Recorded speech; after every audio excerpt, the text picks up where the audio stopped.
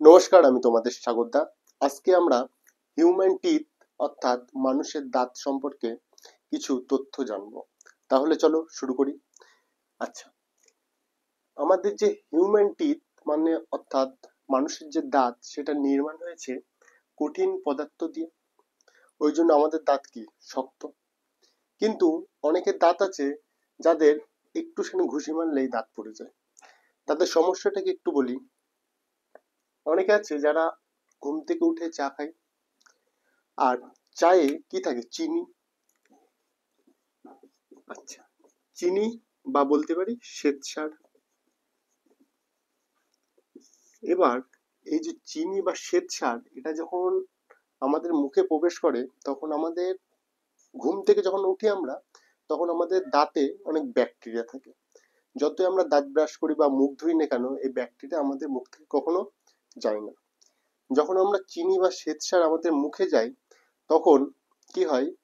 ওই যে ব্যাকটেরিয়া গুলো আছে, ব্যাকটেরিয়া গুলো ওই জিনিসগুলো বলতে চিনি বা শ্বেতসারকে অ্যাসিডে পরিণত করতে হয়, যার ফলে দাঁত কি হয়ে যায়? দাঁত হয়ে যায় দুর্বল। আচ্ছা, তারপর দেখো, হিউম্যান টিথ নিয়ে যে অধ্যয়ন, সেই অধ্যয়নকে বলা হয় ওডোন্টোলজি। আচ্ছা, এবার দেখো, এটা ধরো আমাদের দাঁত। এই যে দাঁতটা, এই দাঁতের দুখানা অংশ থাকে, একটা হচ্ছে ভেতরের অংশ, একটা হচ্ছে বাইরের অংশ।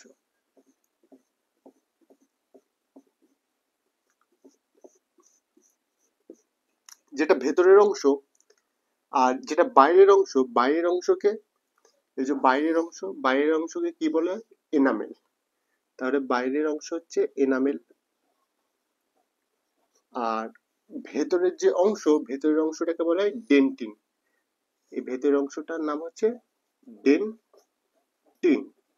ক্লিয়ার? এবার দেখো, এই যে এনামেল, এই এনামেল কি দিয়ে তৈরি?